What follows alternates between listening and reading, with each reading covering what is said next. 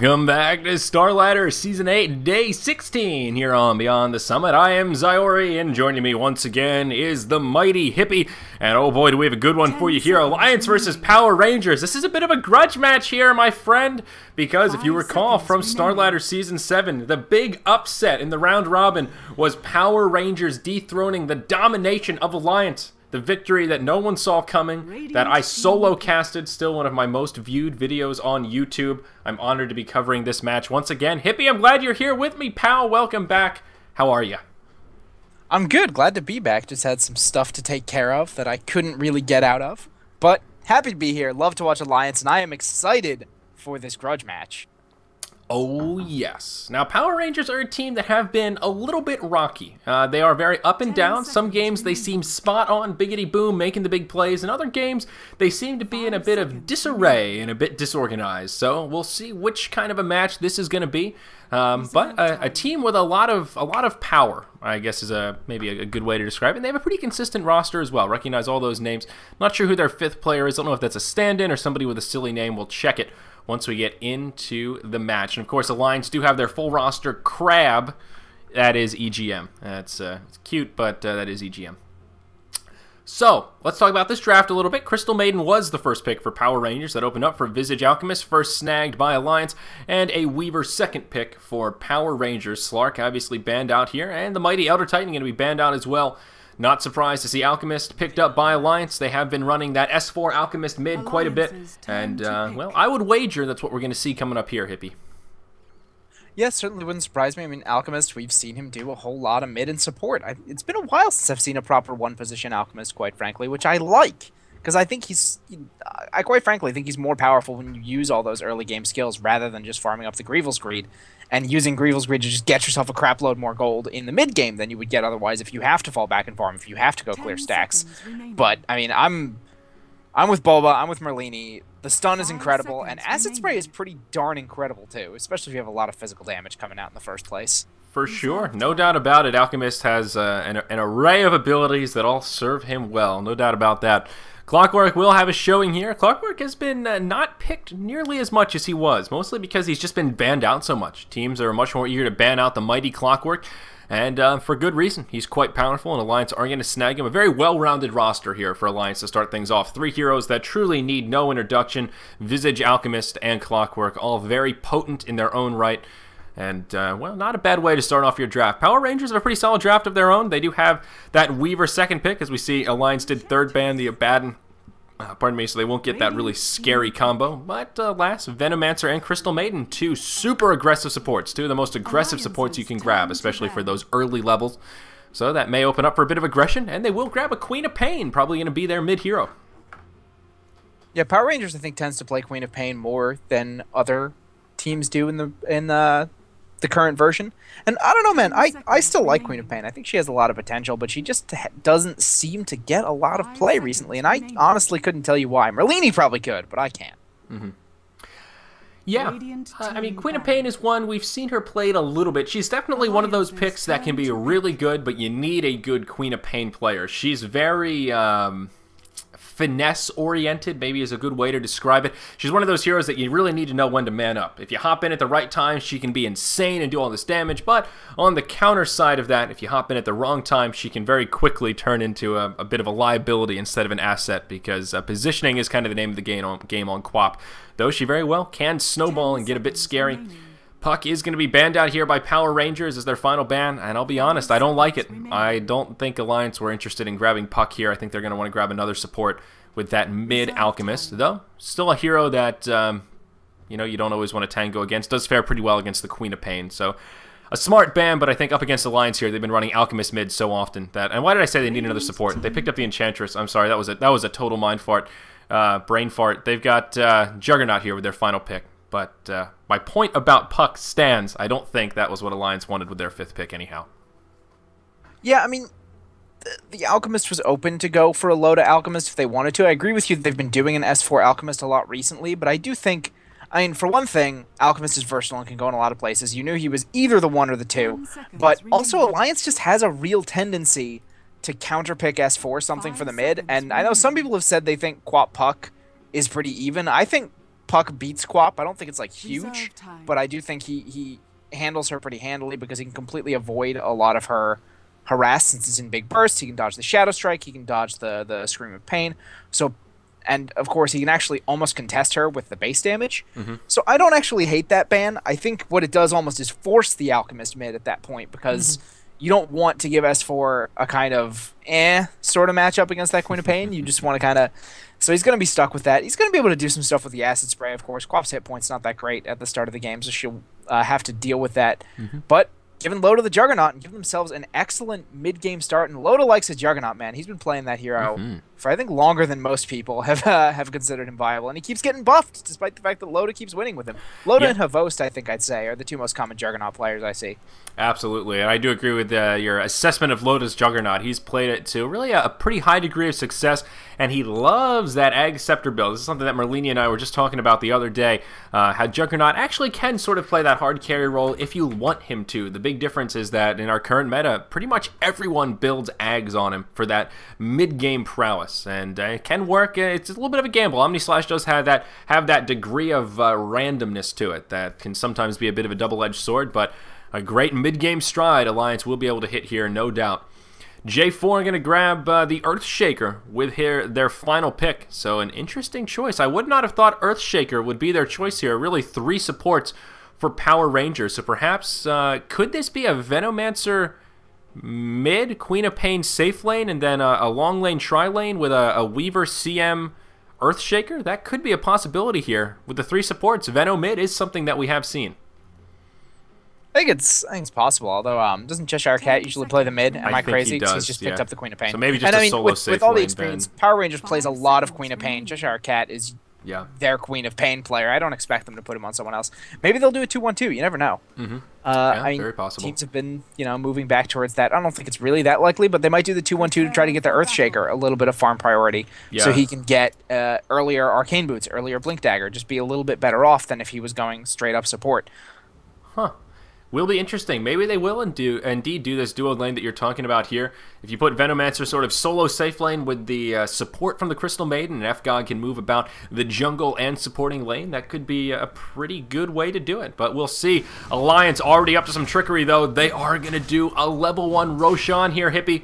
And if we look at the vision, of course, Power Rangers have no clue, and they don't seem to be wise to it. This is not what I would label a classic level 1 Roshan team. Enchantress will be able to tank it here a good bit. Does have that untouchable, so it does make Roche attack very, very slow. But, yeah, this is a really crafty play. Power Rangers are not wise to it, and really, nor should they be. This is an interesting play. They might have to do a salve rotation because Loda's healing ward is on cooldown now. The minus armor from Alchemist, I mean, it's enough to set him to 0. So it's decent. Oh, they're getting scouted, maybe? Or not. Oh, F-God, he's so close to it. He's going to walk in, and the Cog's going to come out. That'll box him out. He's going to throw a Frost Nova, and this could be a disaster for Alliance here. F-God going to be nearby. He's trying to finish off the Bulldog. Needs to be a little bit careful. Juggernaut going to fall to the Roshan. It is going to be a disaster. Oh, no. Roshan is going to stay alive. Now Queen of Pain going to come in. Who's going to come out the victor here? Is someone going to move in and try and finish off Roche, or is he just going to maintain low hit points? Looking for a first blood, perhaps. Crystal Nova. Alliance do have a good bit of positioning here, but Power Rangers going to converge around the pit. They may just want to snipe this Roshan as he is very, very low. But no, they're just going to head back to the lane. They are going to thwart the efforts of Alliance to start things off. Wow. Not so. It was just it came down to, even with the Alchemist minus armor, they don't have a large amount of damage output. And the fact that they also, the 3 melee heroes is never really a great thing when you're going for Roshan, because whether or not he's using his AoE slam is contingent on how many heroes are around him. More than 2 heroes around him, and he'll start using that. You can actually avoid it completely if you only have the 2 melees. The fact they not only have 3 melee heroes trying to deal damage, but also had the Enchantress trying to tank meant they had to eat that as well. And it just, I mean, I like the idea to go for it. I think it's not a bad level 1 Roche lineup, aside from the kind of too many melee problem. But at the same time, it was just too slow. Exactly. And because PR didn't see anything, they started to think, they have a couple of good level 1 Roshan skills. Let's go take a quick look, and bam. Yep. Absolutely. Well played by F-God to scout it out, though. He was teetering right on the edge of that high ground, just walking on top of this ward, and there was a moment there where I thought, uh-oh, is he just not going to walk into the pit? Is he going to be that close and not scout it out? In the mid lane, oh, a bit of a failed effort here onto S4. Cheshire Cat not going to connect with the Venomancer Gale. Very unfortunate. So, all right, now that that bit of early game trickery settled down, we can introduce our rosters. Up in the top lane here, looks like EGM is going to concede that first blood. Moon going to grab it on the Weaver. Very well done. I did catch the tail end of it, and that will be a first kill on the board. Visage going to fall. So let's introduce our rosters here. On our Radiant side, of course, we do have Team Power Rangers, and with that, well, maybe I can check who this is on that Queen of Pain very quickly here. Hopefully, nope. Private profile. What is this? Come on. So who knows? I have no idea who this Queen of Pain player is. We'll call him Queen of Pain because I'm not saying 3 slashes. We got backslash here. Playing on the Queen of Pain in the bottom lane, solo. In the mid, it is Cheshire Cat. Wolverine. Wolverine? 3 claws. Yeah? 3 claws. Okay, you know, I like that. Wolverine. All right. Venomancer, going to be on, played by the Cheshire Cat here in the mid lane. Right now he is joined by F-God playing on the Crystal Maiden, though CM is sort of roaming about in and out of the mid lane. Sort of a duo mid lane here up against the Alchemist. Up in the top it is going to be Moon on the hard farming Weaver, and he will be supported by J4 playing on the Mighty Earth Shaker. On the Dire side, of course, we do have the fan favorite here, Team Alliance, looking for some vengeance to take out Power Rangers here following their untimely defeat in Starladder Season 7. Loda going to be hard farming on the Juggernaut in the top safe lane. He will be joined by EGM, playing under the name Crab, like a little crab apple here. Going to be playing on the Visage, supporting up top, and they're also going to have Ake playing on the Enchantress in the Dire Jungle. In the mid, going to be solo S4 on the Mighty Alchemist. I don't know why I keep saying Mighty. It's just the word of the day, I guess. Bulldog going to be off lane here on the Clockwork. I mean, I really don't. I think the Clockwork versus Queen of Pain is actually reasonably good for Bulldog. I don't think. I mean, obviously, it's not an easy lane. It's not a good lane, but he doesn't have so much pressure that he's going to get zoned out of the lane. So he's going to be able to have an impact on this mid game.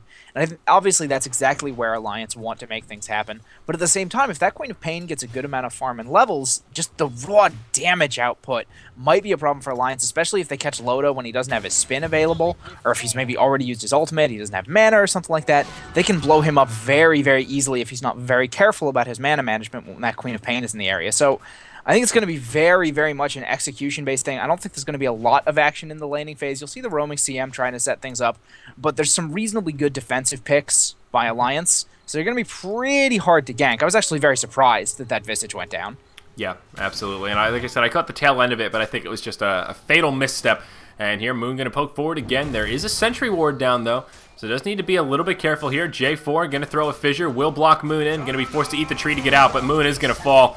A very unfortunate fissure there from Power Rangers. That is the definition of a double-edged sword, as S4 does roam his way up. He did luck into a haste rune, so made that gank a no-brainer.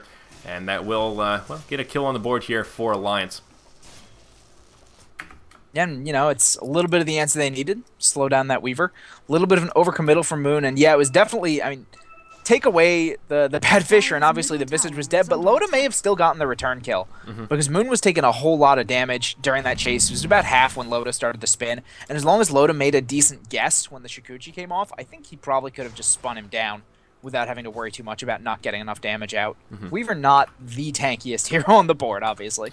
Yes, definitely not, especially in this early phase here. And keeping tab on early items, I want to see if any Midas is going to come out. It's still interesting to see how 6.79C has indeed affected the Midas pickup. And we've seen teams just grab it less and less, and for good reason. Loda going to be under heavy pressure here. He will get blocked in via the fissure. Will be able to Blade Fury away, but I think he is going to be slated to fall. Down he goes. That one last auto attack going to come out from the Weaver, and that will finish off the Juggernaut. Now going to make it 3-1 here. Power Rangers going to continue to pursue. Looks like they've got EGM stuck in their sights. Crystal Maiden is on her way up as well. A nice block from J4. Going to slow down EGM. Moon should be able to grab an easy kill here. That is a double kill going the way of the Weaver. And this top lane officially turning into a disaster for Alliance. While all that was happening, though, in the mid, Ake did roam in, and him and his good buddy S4 here were able to finish off the Venomancer, so they get a recovery kill. But still a 2-for-1 across the map, and Moon coming out the true champion here on that Weaver. Yeah, but it was a very easy kill for Alliance. Venomancer was in the middle of the river. S4 just started charging up the stun, and the Centaur was coming in from behind.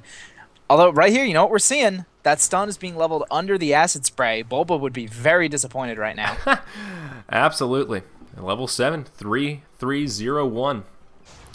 Mid Alchemist almost gets away with it, I suppose. Acid Spray does really work well in the mid lane, but yeah, that concoction, can't underestimate its power. And I still contend, it's not popular here, but I still think that value point in Greevil's Greed does start to add up.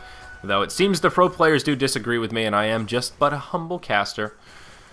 Here, Loda going to be in trouble again. Another Fissure going to come out. He is going to Blade Fury, but it's going to be too little, too late. The Healing Ward not going to pick him up fast enough. Moon going to grab himself another kill. Compliments of this rotation from F-God. Power Rangers picking up some solid momentum here in the early game. Now upwards of about 1,500 in terms of gold leads. 750 in experience. Nothing too crazy here at the 7-minute mark, but still, this Weaver off to the races in net worth. #1 by a decent margin, and he's also Queen of Pain. As you mentioned, having a good time against this Clockwork. We would expect that Quap to lane pretty well, but really just having a good time here. I believe Queen of Pain is the last hit leader by a good margin as well. 44 and 21 down there in the bottom. Clockwork is 6th, though, and he's got 22 CS. So like I said, it's not really a terrible lane for him. Obviously, Quap is going to win it, but he got what he needed, and he's looking to set up the hookshot now on the Venomancer, but it looks like Cheshire Cat is wise to it. I don't think they actually saw the rotation, but they know that with the Clockwork missing, they haven't seen any TPs go anywhere, so the natural place for him to be looking right now would be mid, but oh, Cheshire Cat, maybe? No, I don't think they're going to dive him. What was that hookshot? What in the... Oh my Lanta? That was just... Oh, he's going to live? That deserves a moment of silence. He's going to get denied here, but what was that hook shot? I mean, what was he? Maybe he saw the... Maybe they got vision on the Crystal Maiden and he was looking for her, but no, it's nighttime. They shouldn't have had Maybe his cat jumped on his keyboard and flicked his mouse. I think he was actually guessing that the Veno was going to juke backwards and was going to try and stop him, but the Veno is just like, I'm under my tower, what are you going to do? And that's another kill for that Weaver up top. Yep, he's going to pick on this Visage. I was looking at J4 thinking he may fall. Loda is level 6, doesn't have the mana pool though for the Omni Slash. He did go 2 points in Healing Ward instead of getting that 1 value point in the stats, so not going to have the mana pool to do both back to back here. And, well, that may cost him a kill opportunity. Okay, disconnecting and running away doesn't really help either. But Power Rangers, man, they're making me look like fools. I was like, yeah, you know, Alliance is going to be kind of hard to kill in this early game. It's going to be difficult for Power Rangers to set up ganks. And Loda now 0 and 3. They're putting so much pressure on that lane, constantly rotating 3 heroes in. And... you know, I think part of it has to be, you were talking about Midas's earlier, and I kind of suspected when I saw Ake sitting on 1,400 gold, this was the build he was going to go for. And maybe, obviously we can't say whether or not it's going to be worth it in the late game until we actually see, but I am very much of the school of thought that if your Enchantress isn't being active and ganking, she wasn't worth the pick. And there were better junglers you could have picked up. Maybe Ake will prove me wrong, maybe he'll, you know... I'll eat some egg or get some egg on my face for saying that, as I've always talked about. Because, you know, every time I say, oh, one position Doom, that's something I don't like. The one position Doom always goes on and stomps. So maybe Ake's going to do that too. But I don't like Midas. I like an active Enchantress. And I think that's a large portion of why Loda is having such a problem in lane, is because the Enchantress has gone for a Midas. She's not being as active. She's trying to make sure she keeps getting that farm going. And while she has gotten a couple of ganks off, I think she should have put more pressure on top. Yeah, I would definitely agree with that assessment. I was much more giggling at the, I'm going to get some egg on my face. I've never really heard that as a... I started with eat some egg. I was going to go with eat some something else, and I was like, let me change what I'm about to say. Somehow foot and mouth just turned into, I'm going to get some egg splatter all over my grill. I just don't know where that came from, but I'm into it, man. I like the linguistic creativity. I'm totally a fan. But I do absolutely agree with you on a more serious note. I'm not a big fan of the Midas pick here by Ake because already Alliance are falling behind very quickly. I mean, we're looking at a 3,000 gold lead here at the 8-minute mark. And, I mean, they do have some late-game potential, no doubt about it. More late-game potential than PR, I suppose. A very magic-intensive lineup with Alchemist and Juggernaut.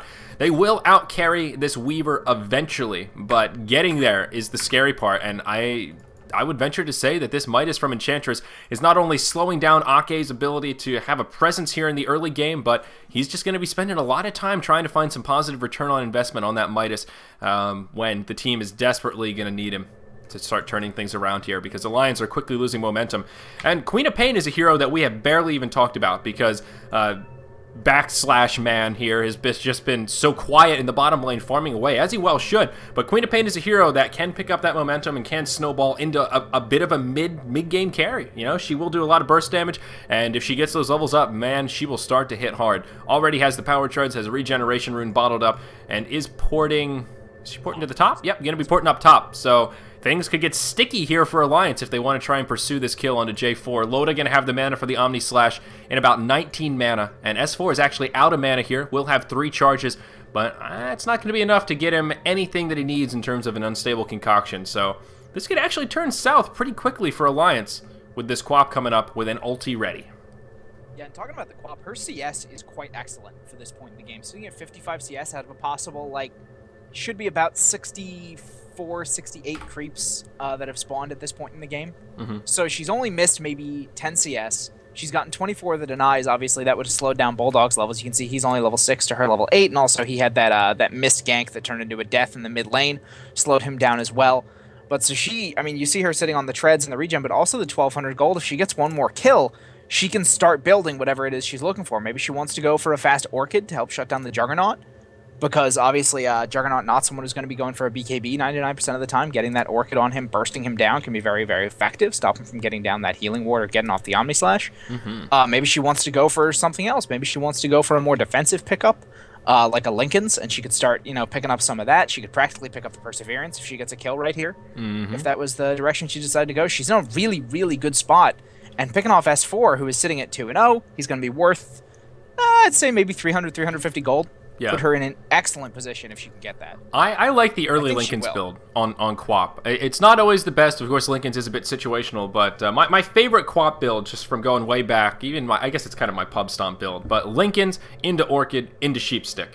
That's the way I like to play my Quap, if farm allows. But of course, it does take a little bit extra to get that Linken's up first, and sometimes it's not a necessary pickup. But I think it would work well here. Not a huge amount of single target. Pretty much everything that it would absorb is pretty worthwhile. You've got your Concoction, you got your Omni Slash.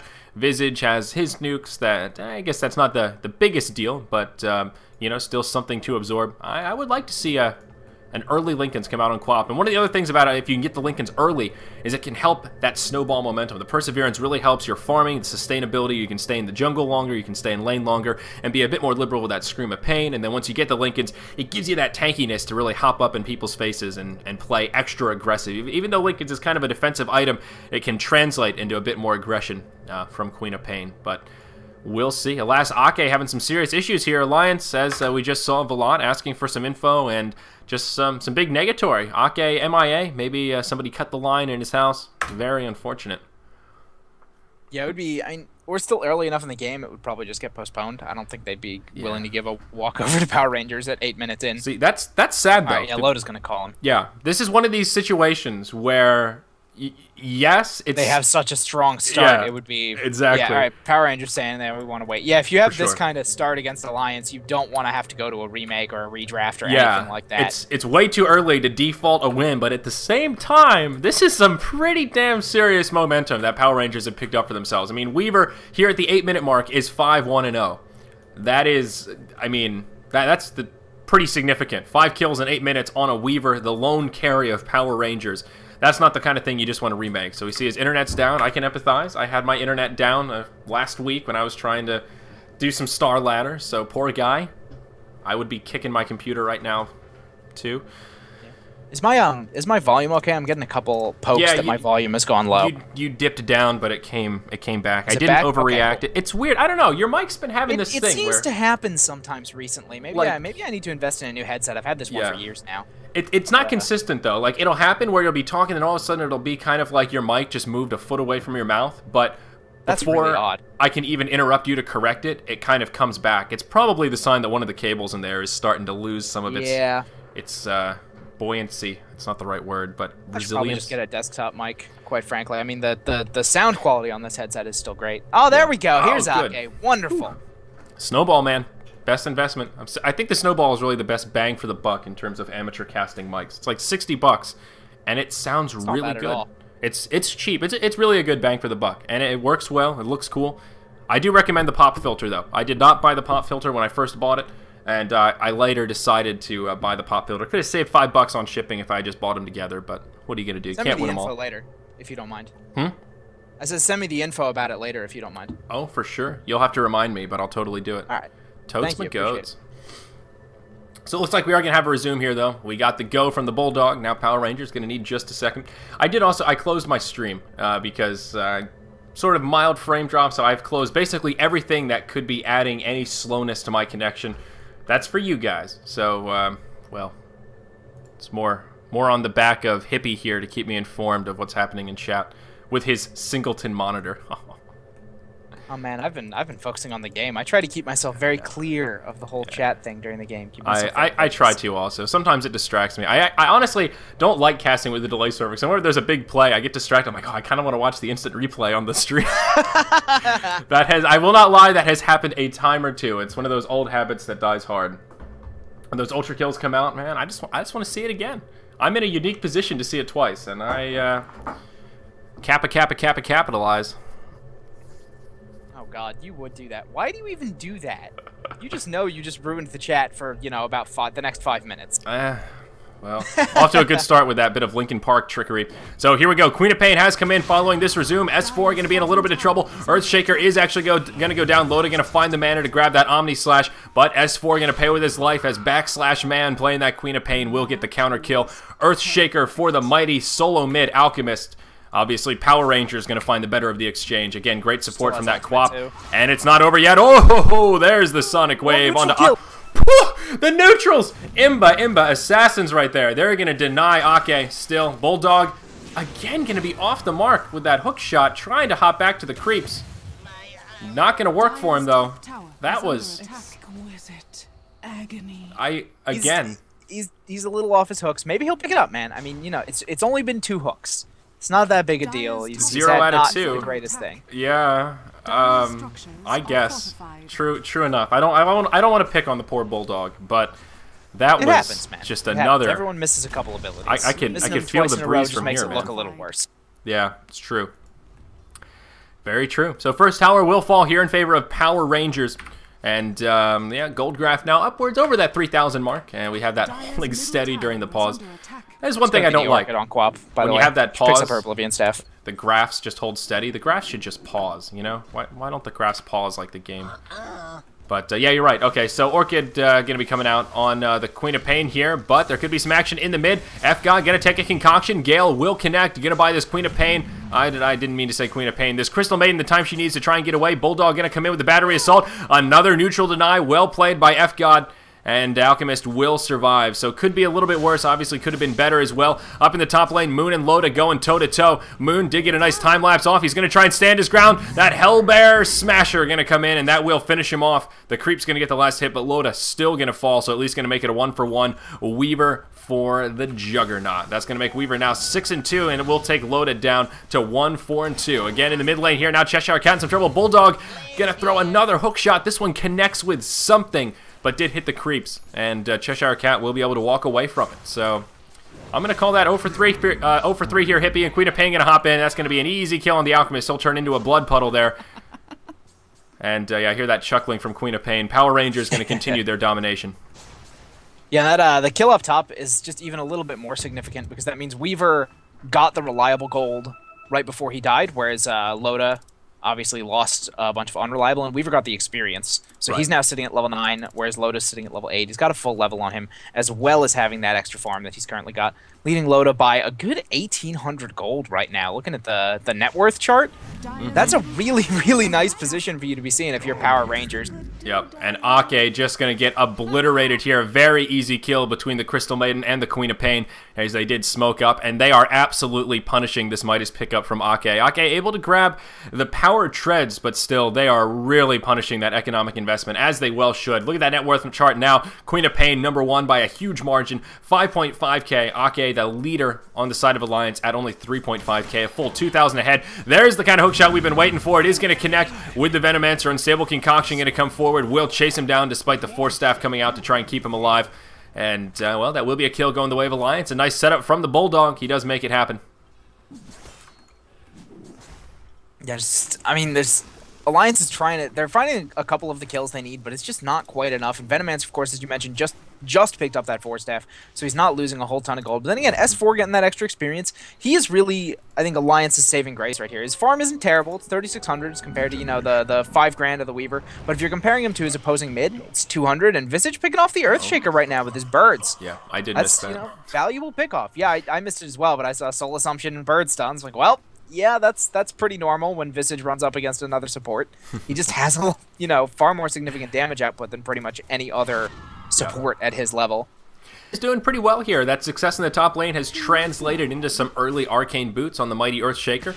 Does have about 700 in the bank, so working towards that Blink Dagger and maybe able to grab it in a pretty timely manner. Queen of Pain now level 11, highest level in the game, tied with the Alchemist. Could find herself in a little bit of a sticky situation up top. There is going to be a rotation coming her way. Will blink to safety, and a rotation from F-God and Cheshire Cat going to come up here. Chen's Creep's going to come nearby. Cheshire Cat going to scout it out a little bit with those wards. Omni Slash going to come down onto the Venomancer, and he will step a bit too far forward. That will be a kill going the way of Alliance. Hookshot going to be off the mark once again. Queen of Pain will blink away, but now the Crystal Maiden not going to be able to make it out. F-God hiding in the trees. S4 will scout it out, and that is going to be a dead Crystal Maiden. So a 2-for-0 exchange going the way of Alliance. Going to be a nice bit of recovery there, and we'll see that gold draft start to move in their favor ever so slightly, but still a nice lead for Power Rangers here. Experience graph starting to level out a bit more too. Much needed kills though on two of the supports, not the most high profile kills. In the mid, Queen of Pain going to use the Sonic Wave. S4 almost surviving with a few hit points to spare, but alas does finish him off. Echo Slam from the low ground. Clockwork going to fall. Double kill now coming out for the Queen of Pain. That's going to further her net worth, so that bit of a bounty Alliance just picked up going to be squandered by the wrath of the Succubus, as S4 does get that first class ticket to the grave in the same caboose as his buddy Admiral Bulldog.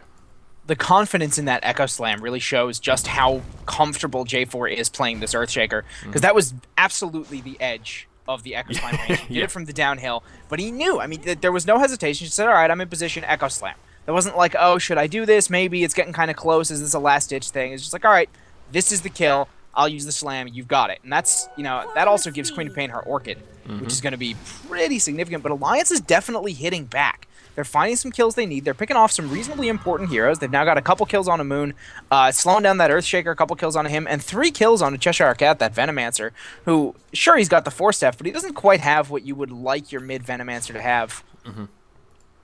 Yeah, you're absolutely right about that. As I mentioned, though, Alliance have been finding kills, just not on the high-value targets. Queen of Pain now 6-0-1, and Weaver is 6-2-0. They can keep killing these supports, and that's good. Certainly not bad to find kills, but not going to be what Alliance needs to get back in this game until they start shutting down the Weaver as well as the Queen of Pain. And with that notion, looks like they are going to start picking on the Weaver. Bulldog going to throw a blind hook shot. Can't fault him for that one, as Moon was shikuchiing around, but he is going to thwart this 3-man gang. Do they have any detection ready? No. And does Ake at least have something? No, they have absolutely no detection. I'm not sure how they were planning on killing that Weaver, and all the while up top, Loda going to get left alone. Queen of Pain going to use her newly fashioned Orchid to grab an easy kill on the Juggernaut. But yeah, I mean, what was their plan? It's a Weaver. He's going to Shikuchi as soon as he gets the least bit suspicious that some sort of damage is going to come his way. A lot of wasted effort down there trying to deal with this Weaver, who is also turtled up under his tower. That was basically complete reliance on Bulldog hitting the hookshot right there. Because if he gets the hookshot, even when he's invisible and gets the cogs off, you're in trouble. And this might add, here comes the dive on a Moon. He's got the time-lapse available and the Shikuchi, though. I don't think anything's going to... And that's a big TP reaction. Oh, yeah. Now it looks like they do want to pursue onto S4, but Ake going to be in a weird position as well. S4 going to make it away. Enchantress not going to be so lucky. Orchid comes out. He already used the Nature's Attendants. That is one dead Enchantress. And again, I'm just struggling to understand why Alliance thought that committing that much to a Weaver under his tower was going to be a good idea. Here we see Bulldog coming in. Cog's going to come out, but Venomancer going to be able to use that Force Staff before the Cogs can trap him in. Hookshot going to be used, but the follow-up won't be there. Well played by Cheshire Cat. Now they may turn it around onto the Bulldog here. Uh-oh, he is going to try and pour it out. He does have the Poison Nova on. He is going to be able to make it back. Poison not going to be enough to tick him down. They did also grab a kill on S4 down in the bottom. Queen of Pain as well as the Weaver able to make it happen. They're going to grab a Tier 1 tower in the bottom lane. What is going on today? Na'Vi conceding back-to-back 18-minute matches, and now Alliance, I mean, I don't know when they're going to tap out or if they should anytime soon, but they are quickly falling behind here. They're going to lose their last of the outer Tier 1 towers. It's going to make it 3-0 in total tower count. 19-9. Queen of Pain 9-0-1. I'm struggling to find positives for Alliance here in this match. I mean, I think the biggest positive you can look at right now is that S4 is 400 gold away from a mech, which might really help them if they can take some decent engagements, but at the same time, it's going to slow down their potential to be real carries. Loda has gone for a recovery Midas, so they're just going to try and turtle up with that mech, out-farm, make sure they just win in the later portion of the game. They're not confident, obviously, in their ability to take fights right now, which I agree with the Queen of Pain so far ahead. Oh, Bulldog, buddy. That's going to be a kill, but, oh, they might be able to grab one on Queen of Pain here. A nice bit of crowd control rotation does come. F-God going to use that freezing field, and S4 going to be forced to back out. Moon going to try and make something happen here. Omni Slash going to come. Echo Slam going to come out. Not going to be the best we've seen, and now Alliance going to grab some momentum. Overcommitting perhaps for that Bulldog Cheshire Cat with nowhere to run. Is going to, well, actually, he's going to be able to cut through the trees. He's going to have somewhere to run, doesn't have a port. And he's going to try to head for the hills here. So a 1-for-3 exchange. They do get a very valuable kill on that Queen of Pain. And who actually picked it up? That was the Alchemist. S4. So, going to get a 1.3k bounty for that. That is definitely good news for Alliance. A hero that does need it. And that will indeed secure his mech. It is on the way via the courier. And he's going to have another nice bit in the bank. So I don't like the Midas on Juggernaut, but I think it's what Alliance needs. They need something crazy to try and get back into this, and those farming tools may help. Moon going to be in a little bit of trouble here. A sentry does come down. He is going to try to make it out. Another sentry is down. Will be just out of the way. And is going to Shikuchi with about 40 hit points to spare, but no Clockwork. Oh, there you go, Bulldog. You're going to redeem yourself with that rocket. That'll finish him off. And Alliance might be able to grab Roshan here, but again, they don't have a lot of damage. They don't have a medallion out. And, well, hookshot going to be off the mark. The concoction does connect with Cheshire Cat, but he gets the Force Staff off in time. Power Rangers trying to reinitiate, though. They got J4 going in with the Fissure. Yep, J4 on S4. The Fissure not going to block the entryway. At the very least, though, it will repel Alliance. They're not going to get a free Roche. And, yeah, it was a noble effort to move into Roche, but without a medallion, I just don't see any way they'd be able to kill Roche fast enough without Power Rangers trying to contest. Well, I mean, the medallion would certainly be helpful, but I just think it's the fact that neither of their physical damage dealers really deal that much damage. They have the 6- armor from the acid spray. They have the healing ward and the enchantress, makes it very, very easy to tank. But it just takes forever, and you can have a lot of minus armor. It's still not going to make Roche that fast if you don't deal any damage. True enough. I suppose you're right. The acid spray does kind of compensate for the lack of medallion. Actually, I will concede you here, Hippie. I think you're right. That the bigger problem is just the lack of right click more so than the lack of minus armor. Well, medallion would help. Don't get me wrong. It definitely would. But yeah, I'm just saying. Still wouldn't be the end-all be-all of Roche timings in this kind of a scenario with a double Midas. So, J4, though, level 11 Earthshaker, of course, that does mean level 2 Echo Slam now has a Blink Dagger. And that is when the Earthshaker starts to come online and is a scary presence. Weaver now has his Lincolns. A mech is up on the Venomancer, which was a much-needed item pickup here. Mech on both sides. And Queen of Pain does have the ultimate orb, so probably going to be working towards that sheep stick. Could be a second Lincoln's, but I have a feeling it's just going to want to grab that Scythe of Vice nice and early. I think Power Rangers will continue to put the pressure on here, especially seeing Midas with that, or Loda with that second Midas. They would be well advised to continue pushing forward as best they can. But a smoke going to be used by Alliance. S4 and Ake going to come around. It will get revealed as Moon is trying to commit to the Bulldog here. Unstable Concoction comes. That will proc the Lincolns. Frostbite Freezing Field. That will be a kill on the Alchemist. Well played by F-God there. A nice Freezing Field for an easy kill onto that Alchemist. Going to make it a 5v4 on the field, and this may translate to Power Rangers grabbing this Tier 2 tower in the mid. No buyback available for that Alchemist. Not sure that he would burn it anyway, but it will indeed be a 5v4. Dire's middle tower is under attack. Yeah, it's just they're getting done kind of what they need to. They were being really, really sloppy for a second there with people going in solo right after Alliance took that really good fight. But, you know, I don't hate what Alliance is doing right here. I actually think they're going to be pretty solid. I do agree with you, by the way, that the Queen is going to be going for Hex. I don't think the second Lincoln's is necessary, especially because if they want the Queen to initiate, they can just put the Lincolns on her and she can blink right in and wreck everybody anyway. Very true. Very true. But no, is that a Lincoln's recipe on the courier? Wow, we're going to be eating our words here. I can get some egg on my face, I guess. There's a Lincoln's recipe on the courier. So, all right. Doing it in reverse order, but still going to grab the Lincolns nonetheless. I think part of it is just because there are so few Lincoln's abilities here, you're just going to absorb something big. Lincolns is definitely a good choice here. As we saw that Unstable Concoction absorbed by the Lincolns made it a very easy turnaround on the Alchemist, where if that had connected to the Weaver, well, might not have been enough to keep him alive, might not have been enough to set up a kill, but made it a very, very easy one-sided engage for Power Rangers. And the more Lincolns they have, the more difficult that will be for the Alchemist for sure. God, Orchid Lincolns at 22 minutes. That's pretty darn impressive. Oh, yeah. The level of farm this Queen of Pain has. 10 and 1, 130 creeps. So she's, you know, outpacing your 50 creeps for 10 minutes. She's even almost outpacing 60 per 10, while also having 10 kills. That's pretty amazing. And S4 going to get Orchided. Doesn't look like anything's going to come of it, though. They Orchid him kind of far back before Alliance was really in. Yep. but they do finish off the tower. The siege engine will finish it off, so that will be the second tier 2 down. Now S4 going to come forward. Unstable Concoction going to proc a Lincoln's now on the Queen of Pain. F got in a little bit of trouble. There's the Sonic Wave going to connect with Loda. The mechs start to come out. So far, the only kill is on that Crystal Maiden. There's the Poison Nova, and Alliance going to start losing a lot of hit points here. The Nature's Attendant's doing some serious work, but Queen of Pain looking for an opportunity to reinitiate perhaps. Needs to be a little careful. There's the Echo Slam after that Poison's had some time to tick him down. S4 and Clockwork going to fall. Oh man, J4 with the plays right there. A triple kill coming out for the Earthshaker. That will be a 4 for Crystal Maiden exchange, and Loda walks away by the skin of his teeth with 1 hit point to spare, compliments of that non-lethal Poison Nova damage. This will translate to an easy Roche for Power Rangers. What a well-timed Echo Slam right there by J4. I tip my hat to you, Earthshaker, sir. Well, and again, it wasn't just well-timed, but if you look at how well-positioned he was for it, a lot of people, when they're trying to land an Echo Slam, if they're not really familiar with the AoE on it, they'll try to get a lot closer than they need to be. He actually positioned himself kind of back from the bulk of the heroes so that he'd catch a couple of extra creeps, so that maybe he'd catch the extra hero who was down a little bit south. I think it was S4 and the Alchemist was kind of separated on the south end of the fight, and he still got the Echo to kind of hit over to him. It was very, very impressive positioning. And that's, again, you know, I was talking in the Na'Vi game earlier about how maybe Funnick wasn't like completely okay with the exact range on Eclipse, and that's why a couple of his Eclipses were kind of iffy. J4 showing that he is very, very proficient with this Earthshaker, man.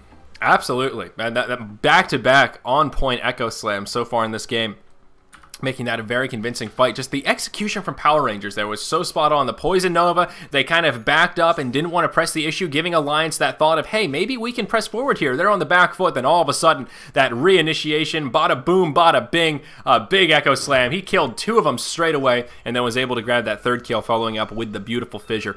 So, absolutely well played by J4. Now he's going to have a 4th staff to follow up that successful team fight. Some other big items did come out as well. A Desolator now on the way for the Weaver, and that's where he's going to start hitting hard. F-God working towards that BKB. He does have the Ogre Club here, and we'll hold that thought as S4 going to get engaged on. Lincoln's going to be procced once again on the Queen of Pain, and they will back out, just harassing S4. They did smoke up here, and F-God going to be in sort of an odd position. Is going to throw a freeze onto that Ake creep. But now he's going to be blocked in by these pesky mud golems. He's going to say, hell, I might as well explode this freezing field. I'm in big trouble. He's going to go down. Oliver Bulldog with a nice set of cogs here. Going to grab the Venomancer. We'll see Loda use the Omni Slash. Won't be enough to keep him alive, though. There's the Sonic Wave coming in from Queen of Pain. J4 taking a lot of damage. Is going to try to make it out. And this is sort of an odd engage here. Not what Power Rangers are looking for. That is going to prop the Aegis on the Weaver. Looks like he's going to be able to grab a kill on EGM, perhaps. No, he's going to pour it out. He's going to pursue S4 instead. S4 is going to fall, and it's going to end as a 3 for 3. Maybe Ake going to fall right here. Moon has a lot of damage. There's no support nearby. Queen of Pain going to blink forward, and I don't think they're going to pursue it. Nope. So it will be a 3 for 3. The Aegis got procced, so kind of a 4 for 3. Sloppy engage from Power Rangers. Unfortunately, F-God stepping a bit too far forward. That would have worked out okay, but if these pesky mud golems didn't block him in, he may have been able to survive. It was another good Echo Slam from J4, though. Yeah. He again caught like 3 or 4 heroes in that. And of course, he didn't have the creeps, but just getting 3 or 4 heroes makes it a very, very potent ability. So hats off, man. I can't give him enough props for this game. Yeah, he's really played well. Discounting that really, really questionable Fissure at the start of the game. Yeah. I did forget about that, but his Echo Slams have certainly made up for it. Gold lead now upwards of 14,000 for Power Rangers. Experience lead fairly comparable, sitting around that 10,000 mark. Weaver and Queen of Pain still tearing up that net worth chart, both sitting around that 14K mark. And the leading farmer of Alliance is Loda at this juncture, 8.7K. So they are not quite doubling Loda, but ahead by just a more than significant margin here. Venomancer now has Boots of Travel, and, well, interesting choice. He may be working towards a Veil of Discord, an item that does work pretty well in the Venomancer. An Ag Scepter might not be a bad choice either, but the Hand of Midas choices from Alliance. As we mentioned, I think it was a necessary risk here for this kind of a scenario. We'll hold that thought as Bulldog will connect with a hook shot onto Cheshire Cat. He's going to force staff himself away, but support going to come. Loda going to be in big trouble. He'll get Orchided. Queen of Pain with a double damage rune on. J4 trying to come forward. Does not have the Echo Slam off cooldown, but Loda's still going to be the first to fall. Well played there. That Juggernaut just going to get obliterated by the Orchid, and Bulldog going to fall shortly after. Double damage helping out on /man. Playing the Queen of Pain. He does have a Demon Edge here as well, So maybe just going to grab himself an MKB, a crit stick. Carry Queen of Pain going to become a reality here. But with 2 dead on Alliance, this tier 3 tower in the bottom very well may fall here. Hippie, the Desolator, going to make it easy for him as well. They're going to hop forward. Orchid going to be used on S4. He's headed for the hills. He is going to survive. And no, not going to survive, pardon me. He will fall. Queen of Pain gets taken out, but there's that Echo Slam from J4. Going to be enough to finish off Ake on that Enchantress. Looks like Loda is back in action. He did buy back here. Ake going to buy back straight away as well, but still a 2v4 on the field. As Ake, as well as EGM, the 2 lone defenders. The Glyph not used quite yet. Mech gonna get popped. Moon still doing a lot of damage here. Ake maybe overcommitting. He will fall to the Wrath of the Weaver. EGM, he's gonna be in big trouble. Will use defensive Urn, but there it is, the GGs! Again, another upset! Na'Vi going 0-2. Alliance gonna fall to Power Rangers. Again, Starladder Season 8 and 7. Power Rangers gonna be able to shut down the mighty Alliance. Oh, Hippie. We're starting a trend here, I think. What a game. Power Rangers, man, the secret bane of Alliance. But, you know, it came down to, at the end of the game there, if they basically had to commit anything to kill either commit everything to kill either Queen of Pain or Weaver, and then the other one would tear through their whole team anyway. So I don't blame Alliance at all for GGing that, but I think the Midas on Juggernaut, just real quick, because you were mentioning the Midas, I think that was a necessary risk. I think the one on Ake was still iffy. Because I think he could have done a lot more if he was focusing a little bit less on farming. Although, I could be wrong. Ake obviously a better player than I am. He thought it was the right call. I would question it if I was playing that role. I'm on your side of the fence, my friend. I think that really did hold back the early game potential of Alliance and allowed Power Rangers just to pick up so much momentum. Ake just didn't have enough to come support that lane as Weaver started to get out of control, and he just never let go of that momentum, ending 10-3-7, and that Queen of Pain ending 13-2-6. Well played on both sides, but Power Rangers will come out the victors. We do have 1 match remaining here, guys, for day 16 of Starladder Season 8 coverage on Beyond the Summit. I am Zyori. Joining me is the wondrous Hippie. Thank you so much for being here. Make sure you check us out on Twitter and stay tuned for the next game. 1 more coming your way. Buckle your seatbelts.